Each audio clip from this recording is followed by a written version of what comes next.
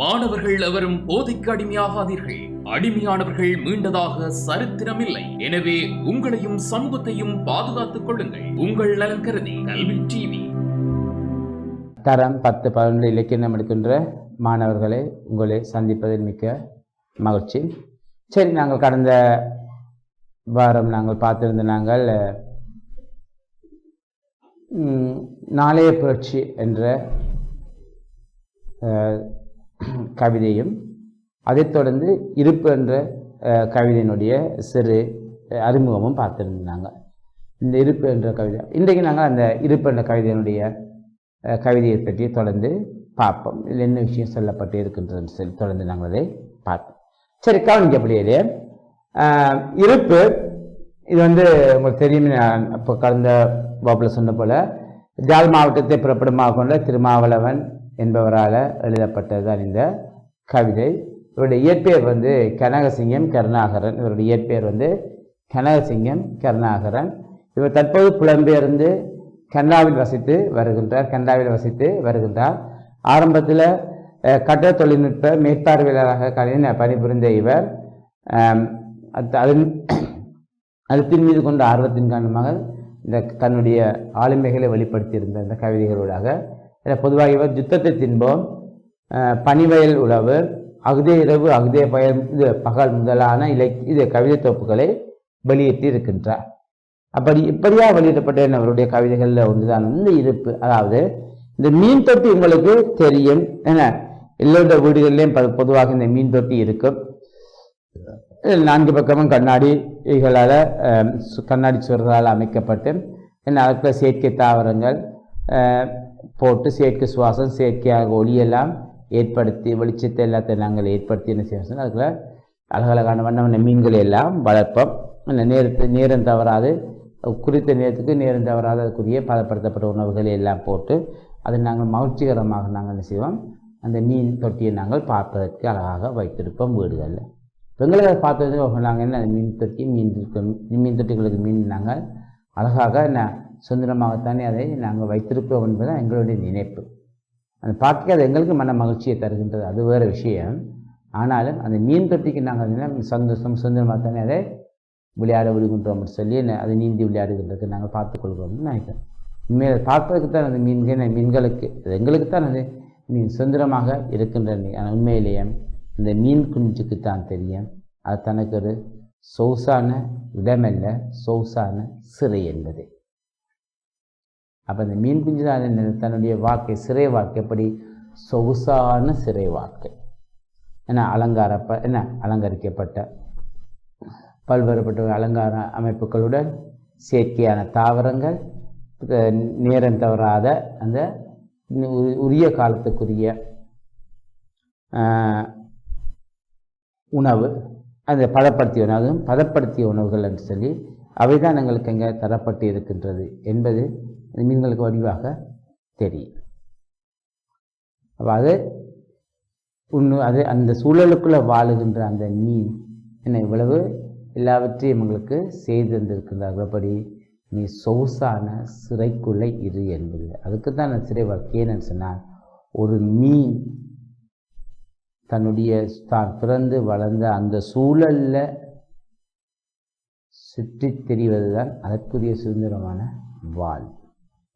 தான் பிறந்து வளர்ந்த சூழல், அதில் கிடைக்கின்றது தான் நினைத்த உணவு, நினைத்த நேரத்துக்கு உணவு சாப்பிடுகின்றது, நினைத்த இடத்திற்கு போய் வருகின்றது, இயற்கையான அந்த சுவாச காற்று, இயற்கையாக கிடைக்கிற அந்த சூரிய ஒளி, எல்லாவற்றையும் சரியாக அந்த நேரத்துக்கு அப்படியே அனுபவிக்கிறது தான் அந்த மீனுடைய உண்மையான சந்தோஷம். நாங்கள் இப்படி எல்லாம் இவ்வளோலாம் செய்து வைக்கலாம், ஆனால் அதெல்லாம் அந்த மீனுக்குரிய சந்தோஷமாக என்று கேட்டால் அது எல்லாம் சந்தோஷம். அப்போ எது சந்தோஷம்? அது தன் பாட்டில் தானாக தனக்கு இஷ்டத்துக்கு ஏற்ற மாதிரி அது சுற்றி திரிந்து வாழ்வது தான் அதற்குரிய சந்தோஷம், அதற்குரிய சுதந்திரம் என்பதைத்தான் இந்த மீன் தொட்டி என்ற அந்த மீன் தொட்டிக்குள்ள வாழுகின்ற மீனினுடைய அந்த வாழ்க்கையை இருப்பு என்ற கவிதை ஊடாக கவிஞர் எடுத்து காட்டியிருக்கின்றார். அது மிக அழகாக. அப்போ அவங்க சிறியோரு கவிதை தான், சின்னொரு கவிதை தான்.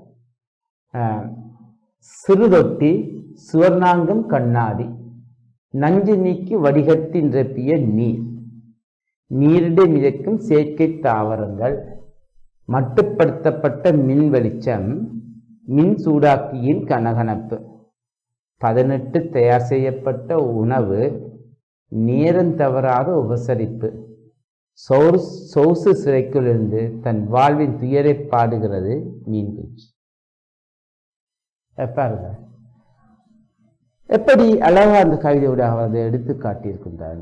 எப்படியா ஒரு மீன் குஞ்சு தன்னுடைய சொகுசான சிறை வாழ்க்கையை பற்றி பாடுகின்றது. ஆகத்தான் இந்த கவிதையை அவர் எழுதியிருக்கின்றார். பாருங்கள் எப்படி சிறு தொட்டி சுவர்ணாங்கம் கண்ணாடி நஞ்சு நீக்கி வடிகட்டி நிரப்பிய நீர் நீரிடை மிதக்கும் செயற்கை தாவரங்கள் மட்டுப்படுத்தப்பட்ட மின் வெளிச்சம் மின் சூடாக்கியின் கனகனப்பு 18 தயார் செய்யப்பட்ட உணவு நேரம் தவறாத உபசரிப்பு சௌசு சிறைக்குள் இருந்து தன் வாழ்வின் துயரை பாடுகிறது மீன் குஞ்சு. தன் வாழ்வின் துயரை பாடுகிறது மீன் குஞ்சு. பாருங்க நாங்கள் நிற்கிறோம். 4 பக்கம் கண்ணாடி அழகாக அமைக்கப்பட்டதானே இந்த மீன் தொட்டி. அதற்குள் செயற்கை தாவரங்கள் என்ன அப்படி வடிகட்டி வருது. என்ன நீர் சுத்தமான நீர் நெச்சத்தில் நீக்கப்பட்ட சுத்தமான நீர் செயற்கை நெஞ்சனிக்கு இந்த செயற்கையான தாவரங்கள் 18 தயார் செய்யப்பட்ட உணவு. அப்படியே எப்போ மீனுக்கு தேவையான கதகதத்தை வைக்க மின் சூடா என்ன சூடாக்கி நீரம் தவிர மின் சூடாக்கியின் கனகனப்பு. இந்த மின் சூடாக்கியினுடான மென்மையான கனகனப்பு என்ன ஆக்சிஜன் தெரியல. மீனுக்கு தேவையான ஆக்சிஜன் அப்படியே வளர்ந்து கொண்டு தேவை ஆக்சிஜன் வந்து கொண்டிருக்கின்ற நீர் குமிகளோட நேரம் தவறாத உபசரிப்பு. நேரம் தவறாமல் அதுக்குரிய உணவை கொண்டே ஏன்னா நேரம் தவறாமல் அதுக்கான உணவுகளை போட்டுக்கொள்கிறார். நேரம் தவறாத உபசரிப்பு சோசு சிறைக்குள் இருந்து தன் வாழ்வின் துயரை பாடுகின்றது மீன் குஞ்சு. அப்போ அதனுடைய சொகுசு சிறை அதுக்குள்ளிருந்து தன் வாழ்வின் துயரை பாடுகிறது மீன் குஞ்சு. தன் வாழ்வின் துயரை பாடுகிறது மீன் குஞ்சு. அப்போ பாருங்கள் மீன் குஞ்சினுடைய வாழ்க்கை எப்படி இருக்கின்றது என்று. அப்போ நாங்கள் நினைத்து கொண்டிருக்கிறோம் இந்த மீன் என்ற தன்னை சிறை தொட்டிக்குள்ள சந்தோஷமாகத்தானே நீந்தி விளையாடுகின்றது. இல்லை, அது சந்தோஷமாகவே இல்லை என்பதைத்தான் அதை எடுத்து காட்டுகின்றால். அந்த தொட்டி என்பது உங்களால் உருவாக்கப்பட்டு நாங்களாக தயாரிக்கப்பட்டு எங்கேயோ சுதந்திரமாக நீந்திக்கு திரிந்த அந்த மீன் குஞ்சை பிடித்து கொண்டு வந்து அதற்குள்ளே விட்டு அது நினைத்த நேரம் சாப்பிட்டு நினைத்த நேரம் நினைத்த இடத்துக்கெல்லாம் சுற்றி வந்த அந்த மீன் குச்சை நாங்கள் பிடித்து கொண்டு இதுக்குள்ளே விட்டு உனக்கு நேரம் தவறாமல் உரிய நேரத்துக்கு உனக்கு சாப்பாடு தருவேன். உனக்கு தேவையான ஆக்சிஜனை செயற்கை மூலமாக தருகின்றேன். உனக்கு தேவையான உப்பத்தை செயற்கை மின் சூடாக்கியினுடைய கனகலப்பினூடாக தருகின்றேன். 4 பக்கம் அடைக்கப்பட்டிருக்கின்ற சுவர் கண்ணாடி சுவர் செயற்கை தாவரம். அங்கே இயற்கை தாவரங்களை உண்டு இயற்கை தாவரத்துக்குள்ள விளையாண்டு மகிழ்ந்த அந்த மீன்கள் இப்பொழுது செயற்கை தாவரத்துக்குள்ள விளையாடுது. இதுக்குள்ளே இருந்தே விளையாடுதே உனக்கு போதும் என்று சொல்லி நாங்கள் என்ன செய்கிறோம், அந்த மீனை கொண்டு பிடித்து அடைத்து விட்டு சகல வசதிகளை போதுமான வெளிச்சம் செயற்கையான மின் வெளிச்சத்தை எல்லாம் ஏற்படுத்தி உனக்கு தந்திருக்கிறோம், நீ சந்தோஷமாக நீந்தி விளையாடு என்று நாங்கள் சொல்லுகின்றோம். ஆனால் அது என்ன நினைக்கின்றது, என்ன இது எல்லாம் எனது சந்தோஷம், இது எல்லாம் எனது சுகம், இது எனக்கான சொகுசு சிறைச்சாலை என்று சிறை வாழ்க்கை என்று சொல்கின்றது. அப்போ என்னுடைய வாழ்க்கை அப்போ என்ன சொல்ல, என்னுடைய வாழ்க்கை இதான் சொல்ல. இன்றைக்கு நாங்கள் பலர் எங்களுடைய மனித வாழ்க்கையுடைய பலர் இன்றைக்கு இப்படித்தான் இருக்கின்றோம். அப்படி பல விடயங்கள் எல்லாம் சுற்றி வர செய்து கொண்டு நாங்கள் சந்தோஷமாகத்தானே இருக்கிறோம் என்று சொல்லி செயற்கையான பல விடயங்களே பலர் விஷயங்கள் விடயத்தில் நாங்கள் எங்களை சுற்றி அமைத்து கொண்டு அந்த செயற்கைக்குள்ளே நாங்கள் எங்களை அலங்கரித்து கொண்டு அதுக்குள்ளே இருந்து கொண்டு நாங்கள் மகிழ்ச்சியாகத்தான் இருக்கிறோம் என்று நாங்கள் நினைத்து கொண்டிருக்கிறோம். இல்லை, இந்த மீனை பொறுத்தான் எங்களுடைய வாழ்க்கை இன்றைக்கு. ஏனென்று சொன்னால் எங்களுடைய சுதந்திரம் எது? எங்களுடைய சுதந்திரம் நாம் பிறந்த சூழலில் அதே சூழலில் நமக்கு நினைத்த இடத்துக்கு சென்று வந்து வாழுகின்ற அந்த வாழ்க்கை தான் சிறப்பான சுதந்திரமான வாழ்க்கை. மற்றபடி நாங்கள் இருக்கிறோம், இருப்பு என்ன வாழ்ந்துவதற்கான ஒரு இருப்பில் தான் நாங்கள் இருக்கிறோமே ஒழிய அனுபவித்து கொண்டு வாழ்கிறோம், சுதந்திரமாக வாழ்கிறோம் என்றுதான் இல்லை. அப்படி அல்ல, இருக்கிறோம் அவ்வளவுதான். அந்த இருக்கிறது தான் நாங்கள் சுதந்திரம் நினைத்து கொண்டிருக்கின்றோம். ஆனால் உள்ளார்ந்தமான சுதந்திரத்தை அனுபவித்துக் கொண்டிருக்கோம் இல்லை. அதைத்தான் இந்த மீன் குஞ்சுகள் மீன் தொட்டி உண்டாக அவர்கள் இல்லை. எப்படி நாங்கள் மீன் தொட்டி எப்படி கொண்டு வீட்டுக்குள்ளே அடைத்து வச்சுக்கொண்டு அது சுதந்திரமாக தீர்வு என்று நினைக்கின்றோமோ அதே போல் தான் நாங்கள் புலம்பெயர்ந்த மக்கள் இன்றைக்கி அப்படி தான் இருக்கிறார்கள். புலம்பெயர்ந்த தேசங்களில் வாழ்கின்ற மக்கள் அப்படித்தான் இருக்கின்றார்கள். அப்படி இருக்கிறார், எல்லா வசதியும் இருக்கின்றது. ஆனால் சுதந்திரம் இருக்கின்றது என்று கேட்டால் அது ஒரு கேள்விக்குறிதான். இந்த சுதந்திரம் என்பது தங்களுடைய மண்களில் தாங்கள் வாழுகின்ற அந்த பிறந்த மண்ணை விட்டு கிடைக்கின்றது, வேறு எங்கேயும் கிடைப்பது இல்லை. எல்லாத்தையும் இருப்பு இருக்கும். ஆனால் சுதந்திரமான எப்பொழுதுமே நாங்கள் சுவாசத்து என்ன இயற்கையான அந்த இயற்கை சூழலுடன் நாங்கள் நித்தமாக எங்களுடைய சூழலில் வாழுகின்ற வாழ்க்கை இங்கே கிடைக்குமான்னுதான் இல்லை. அதைத்தான் கிடைத்ததாக எடுத்து காட்டுகிறது. அந்த மீன் குஞ்சினுடைய வாழ்க்கை ஊடாக அதைத்தான் அங்கே கவிஞர் எடுத்து காட்டி இருக்கின்றார். சரி, இப்போ பார்ப்போம் இதில் வரக்கூடிய கேள்விகள்.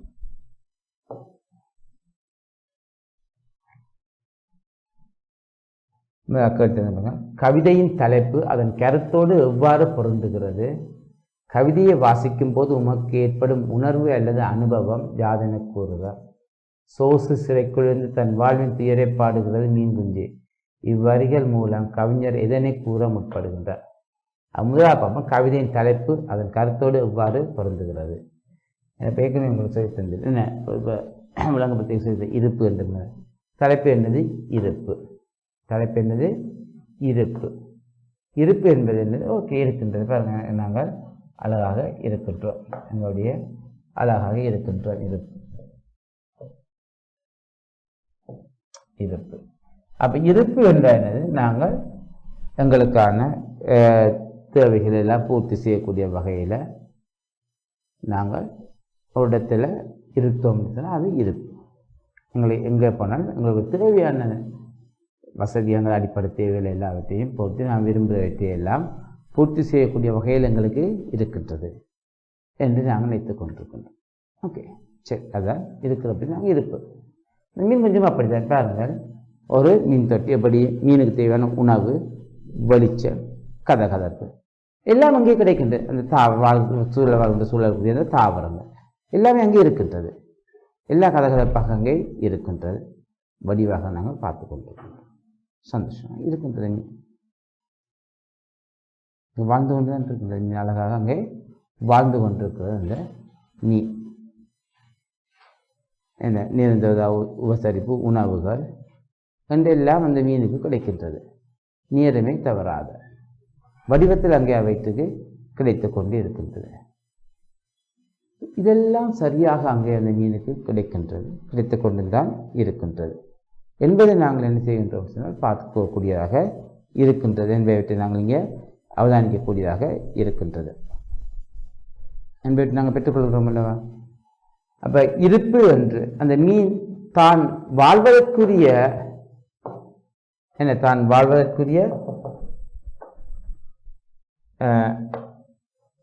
வாழ்வதற்குரிய சூழலில் இருக்கின்றதா என்று பாருங்கள். தனக்கு வாழ்வதற்குரிய சூழல் இருக்குதா? இருக்குதானே? எப்படி தனக்கு தேவையான என்ன தான் உயிர் வாழ்க்கை தேவையான நச்சு நீர் கலக்கப்படாத நீர், தாவரங்கள், செயற்கை சுவாசம், நேரத்துக்கு நேரம் உணவு, இப்படி எல்லாம் அங்கே இருக்கின்ற கதகதப்பு, தன் உடலுக்கு தேவையான கதகதப்பு எல்லாம் இங்கே இருக்கின்றது என்பதை நாங்கள் பார்த்துக் கொள்கின்றோம். அப்போ இருக்கின்றது. ஆகவே அங்கே மீன் இருக்கின்றது. இருப்பு பொருத்தம் தான். எது? ஆனால் எப்படியான இருப்பு என்றால் சொகுசான இருப்புத்தான், சொகுசான இருப்புத்தான். ஆனால் சுதந்திரமான இருப்பா என்றுதான் கேட்க வந்தது. அதான் கேள்வி. இல்லை, அந்த சுதந்திரம் இருக்கின்றதா என்றால் இல்லை. ஆகவே சுதந்திரம் இல்லாத ஆனால் வாழ்வதற்கான இருப்பு இருக்கின்றது. என்னது? வாழ்வதற்கான இருப்பு அங்கே தாராளமாக கிடைக்கின்ற. அதனாலே இருக்கின்றோம். அதான் இருப்பு என்பதில் எடுத்து சொல்லுகின்றேன். சுதந்திரமாக வாழ்வதற்கான இருப்பு இருக்கிறதா கேட்டால் இல்லை, ஆனால் இருக்கின்றது. எப்படி? வாழ்வதற்குரிய ஒரு இருப்பு இருக்கின்றது. அதுதான் அங்கிறது. ஆகவே அவர் சொல்ல வந்த கருத்துக்கு தலைப்பு மிகவும் பொருத்த முடியாகத்தான் இருக்கின்றது. மிகவும் பொருந்தி போகின்ற தன்மையை நாங்கள் பார்க்கக்கூடியதாக இருக்கின்றது. சரி, அடுத்தது, கவிதையை வாசிக்கும் போது உமக்கு ஏற்படும் உணர்வு அல்லது அனுபவம் யாதென கூறுக. பாருங்க, எனக்கு என்ன அனுபவம்? அப்போ ஒரு மக்கள் ஒரு வாசிக்கின்ற போது இன்றைக்கு மனிதனுடைய நிலையும் இன்றைக்கு இப்படித்தான் இருக்கின்றது. இது ஒரு மனிதன் பிறந்து வளர்ந்த சூழலில், ஒரு மனிதன் தான் பிறந்து வளர்ந்த சூழலில் எப்படியெல்லாம் சுதந்திரமாக, எப்படி தான் நினைத்த நேரத்தில் நினைத்த இடத்துக்கு போய் வரக்கூடிய தன்மையில் இருந்திருக்கின்றான். அதெல்லாம் இப்பொழுது இருக்கின்றதா என்றால் இருக்கின்றதா? இல்லை. அப்போ இது அழகாக எடுத்து காட்டியிருக்கின்ற அப்படின்னு சொன்னால், புலம்பெயர் நாடுகளில் வாழுகின்ற மக்களினுடைய அனுபவம் இப்படித்தான் இருக்கின்ற, வாழ்க்கை இப்படித்தான் இருக்கின்றது. என்ற ஐவரும் ஈழத்தில் இலங்கையில் பிறந்திருந்தாலும் தற்போது புலம்பெயர்ந்து கனடாவில் வாழுகின்றார். புலம்பெயர்ந்து கனடாவில் வாழுகின்ற இவருடைய அந்த வாழ்க்கையை பாருங்கள் எப்படி இருக்கின்றது என்பது என்ன. அப்போ இங்கே ஒரு கட்டிட தொழில்நுட்ப மேற்பார்வையாளர் பணிபுரிந்த இருவர் இங்கே தான் பிறந்த சூழலையே வாழ்ந்து அங்கேயே சகல விதத்தையும் அனுபவித்து கொண்டிருந்த, சகல வெற்றியும் அனுபவித்து கொண்டிருந்த இவர் தற்போது புலம்பெயர்ந்த நாடுகள் கனடா புலம்பெயர்ந்து கனடாவில் வாழ்கின்றார். இப்போ இன்னொரு தேசத்துக்கு சென்று வாழ்கின்றார். அங்கே இவருடைய வசதிய வாய்ப்புகள் எல்லாம் அங்கே தாராளமாக இருக்கக்கூடியது கிடைக்கின்றது.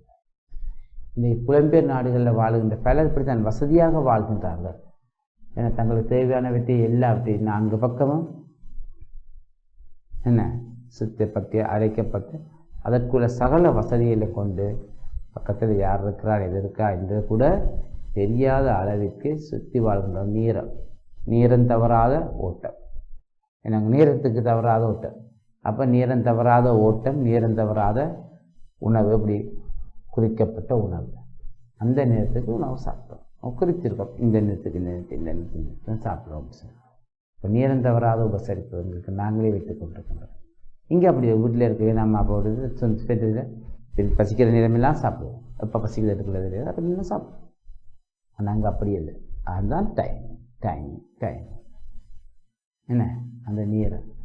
அங்கே போன எல்லா வசதி வாய்ப்புகளும் இருக்கு, எங்களுக்கு எல்லாம் இருக்கின்றது, எல்லா வசதி வாய்ப்புகளும் இருக்கின்றது. எங்களுக்கு தேவையான சகல வசதி வாய்ப்புகளையும் அது பெற்று தந்திருக்கின்றது. நாங்கள் பார்க்கணும் இந்த புலம்பெயர்ந்த நாடுகளில் எங்களுக்கு வேண்டிய எதிர்பார்ப்பு எல்லாம். ஆனால் எல்லாமே எப்படி இருக்கிறது என்றால் அந்தந்த நேரத்துக்கு தான். இங்கே இயற்கையாக சூழல்ல இயற்கையான சூழலில் நாங்கள் இயற்கை காற்றை சுவாசித்து இயற்கையுடன் இணைந்ததாக வாழ்ந்த எங்களுடைய பிரதேசங்கள் மண் வாசனையுடன் வாழ்ந்து வந்தன்னா இன்றைக்கு இன்னொரு இடத்துக்கு சென்று அங்கே அவர்களுடைய திட்டத்திற்கு கீழே, அவர்களுடைய கட்டமைப்பு கீழே, ஒரு ஒழுங்கமைக்கப்பட்ட கட்டமைப்பு கீழே தான் வாழ்ந்து கொண்டிருக்கின்றோம். இந்த மீன் தொட்டிக்குள்ளே வாழ்கின்ற மீன் பதிலாக எங்கேயோ ஒரு பரந்த நீர்நிலையில் சுதந்திரமாக இருந்த அந்த மீனை நாங்கள் பிடிச்சு கொண்டு செய்கிறோம். நாங்கள் திட்டமிட்டு செய்து வச்சு அந்த கண்ணாடி கூண்டுக்குள்ளே, எங்களுடைய கட்டமைப்புக்கு உருவாக்கப்பட்ட அந்த கண்ணாடி கூண்டுக்குள்ளே பிடிச்சு கொண்டு வாழ்ந்து வச்சு கொண்டிருக்கோம். இன்றைக்கு புலம்பெயர் தமிழர்கள்லாம் இன்றைக்கு அப்படித்தான் இருக்கின்றார்கள். அப்படி புலம்பெயர்ந்து ஒரு கட்டமைக்கப்பட்ட கட்டமைப்புக்குள் கட்டமைக்கப்பட்ட ஒரு கட்டமைப்புக்குள் தான் அவர்கள் வாழ்ந்து கொண்டிருக்கின்றார்கள். என்பதுதான் நம்ம எடுத்து செல்லப்படுகின்ற ஒரு விடயம். அதைத்தான் என்ன இந்த கவிதை ஊடாக அவர் எடுத்து காட்டுகின்றார். இருப்பு என்ற கையில் இன்றைக்கு புலம்பெயர்ந்து வாழுகின்ற எமது மக்களும் என்ன செய்கிறார்கள், அந்த தான் சென்ற புலம்பெயர்ந்து சென்ற அந்த தேசங்களுக்குள்ள என்ன அந்த தேசங்களுக்குள்ள இந்த மீன் குஞ்சை போல என்னது சோசு சிறைக்கிலிருந்து தன் வாழ்வின் துயரை பாடுகிறது மீன் குஞ்சு. என்ன துயர், சிறைக்குள் வாழ்கின்ற இன்றைக்கு நாங்களும் அப்படித்தான். அது நாங்களே நினைக்கிறோமாக வெளிநாட்டில் சந்தோஷமாக இங்கேருந்து வெளிநாட்டு வாழ்க்கை அவர்களுக்கு ராஜபோக வாழ்க்கை தானே என்று நினைத்து கொண்டிருக்கணும். உண்மைதான், அவங்க நிஜமாக சந்தோஷமாக தான் அங்கே வாழ்ந்து கொண்டிருக்கிறார்கள். என்ன சந்தோஷமான வாழ்க்கை முறையைத்தான் அவர்கள் அங்கே வாழ்ந்து கொண்டிருக்கிறார்கள் என்றுதான் நாங்கள் இங்கே நிற்கின்றோம். ஆனால் பகட்டுக்குத்தான் அவர்களுடைய வாழ்க்கை அப்படி இருக்கின்றது. ஆனால் அது எப்படியான வாழ்க்கை என்றால் இந்த சொகுசு சிறை. என்ன நீ அழகாக எடுத்துக்கின்றார், சொகுசு சிறை. இந்த சொகுசு சிறை தான் அவர்களுடைய வாழ்க்கை. இன்றைக்கு வெளிநாட்டு புலம்பெயர்ந்து வாழுகின்ற தேச மக்கள் இப்படி சொகுசு சிறைக்குள் தான் வாழ்ந்து கொண்டு இருக்கின்றார்கள். இப்படி இந்த மீன் குஞ்சை போல. எப்படி இந்த மீன் குஞ்சு இந்த மீன் தொட்டிக்குள்ள சகல சேர்க்கை கூடாக உருவாக்கப்பட்டு சந்தோஷமாக வாழ்ந்து கொண்டிருக்கின்ற என்று நாங்கள் நினைத்து கொண்டிருக்கிறோமோ, அவைக்கெல்லாம் நேர்ந்த அந்த சகலவற்றோடு நம்ம சொகுசாக வாழ்வதாக நினைப்பு. ஆனால் அல்ல, அதற்கான சொகுசான சிறை என்பதுதான் இந்த கவிதையூடாக எடுத்து காட்டியிருக்கின்றார். இதைத்தான் அவர் எங்களுடைய மக்களுடனும் எடுத்து காட்டியிருக்கின்ற தன்மையை நாங்கள் காணக்கூடியதாக இருக்கின்றது. சரி, அடுத்தது சொகுசு சிறைக்குள் இருந்து தன் வாழ்வின் துயரை பாடுகின்றது மீன் குஞ்சு. இவ்வரிகள் மூலம் கவிஞர் எதனை கூற முற்படுகின்றார்? எது? சொகுசு சிறைக்குள் இருந்து தன் வாழ்வின் துயரை பாடுகின்றது மீன் குஞ்சு. இவ்வரிகள் மூலம் கவிஞர் எதனை கூற முற்படுகின்றார்? நான் சொன்னேன், என்னத்தை கூற முற்படுகின்றார்? புலம்பெயர்ந்து வாழுகின்ற தேச மக்களினுடைய வாழ்க்கையைத்தான் எடுத்து சொல்லுகின்றார், எடுத்து காட்டுகின்றார். ஏனென்றால் எப்படி மீன் குஞ்சு என்ன இந்த மீன் குஞ்சு தன் வாழ்வின் துயரை பாடுகிறது, என்ன தன் வாழ்வின் துயரை பாடுகின்றதுன்னு சொல்லி பாருங்கள். சொகுசு சிறை என்று சொல்லுகின்றது. என்ன சொல்லுகின்றது? சொகுசு சிறைக்குள் இருந்து, சொகுசு சிறைக்குள் இருந்து. ஏன்னா மீனுக்கு தேவையான என்னத்தை கொடுக்கின்றோம்? மின் செயற்கை தாவரங்களை வைத்திருக்கின்றோம்.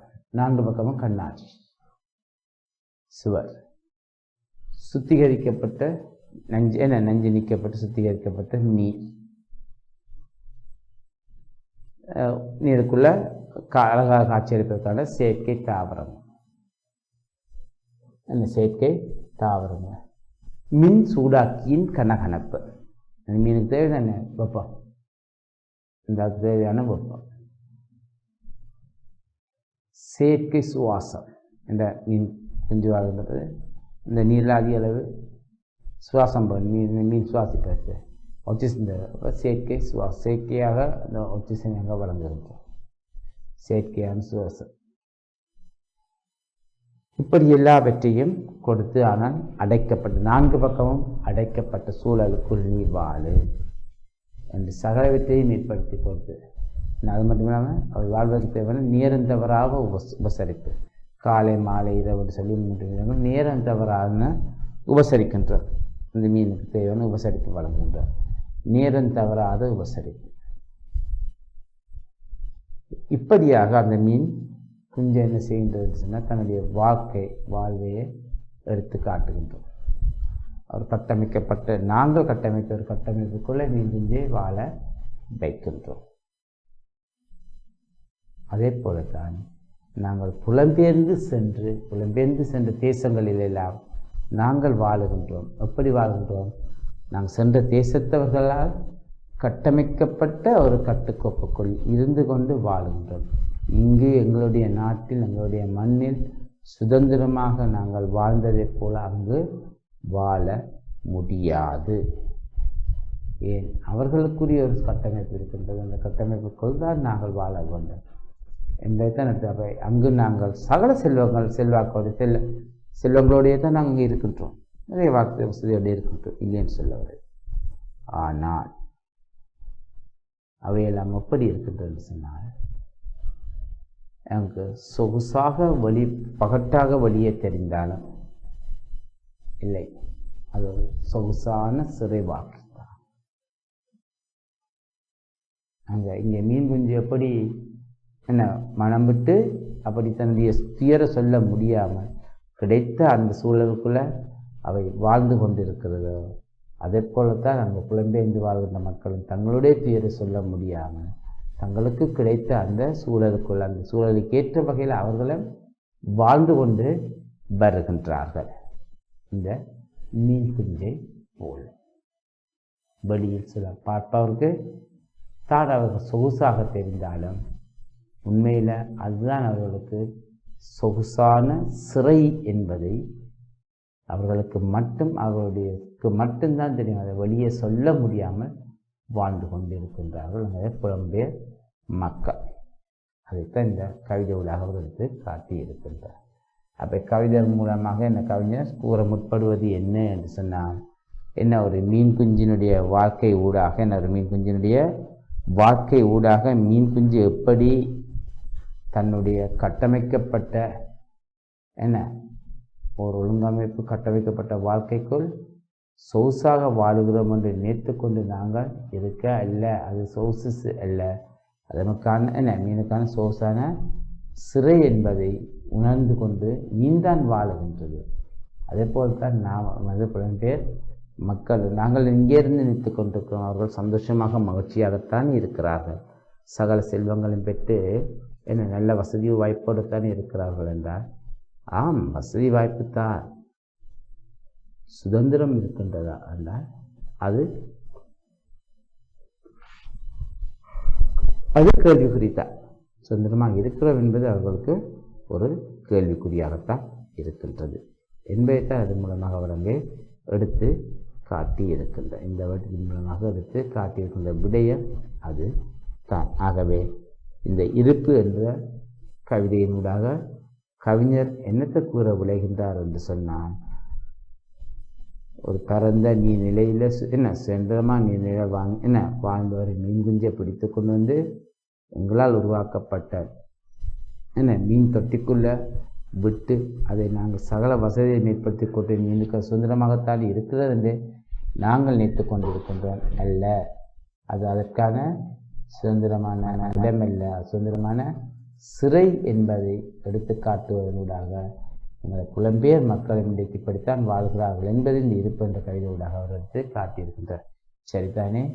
அப்போ பிள்ளைகளே, அப்போ இந்த இருப்பு என்ற கவிதை ஊடாக எப்படி ஒரு மக்கள், இந்த புலம்பெயர் மக்களுடைய வாழ்க்கையை, மீன் குஞ்சு எப்படி வாழ்கின்றது, அதே போல் தான் நம்முடைய புலம்பெயர் மக்களும் வாழ்கிறார்கள் என்பதை எடுத்து காட்டியிருக்கின்றார் இந்த கவிதை ஊடாக. சரி பிள்ளைகளே, அப்போ இதுவரை இருப்பு என்ற கவிதையை ஊடாக திருமாவளவன் கூற வந்த கருத்துக்களை பற்றி நாங்கள் பார்த்துக்கின்றோம். மற்றொரு வாய்ப்பில் உங்களை சந்திக்கும் வரை விடைபெற்றுக் கொள்கிறேன். நன்றி, வணக்கம். கல்வி டிவியில் புத்தம்புது நிகழ்ச்சிகளை உடனுக்குடன் பார்த்து மகிழ எமது Facebook மற்றும் YouTube பக்கத்தை லைக் செய்யுங்கள்.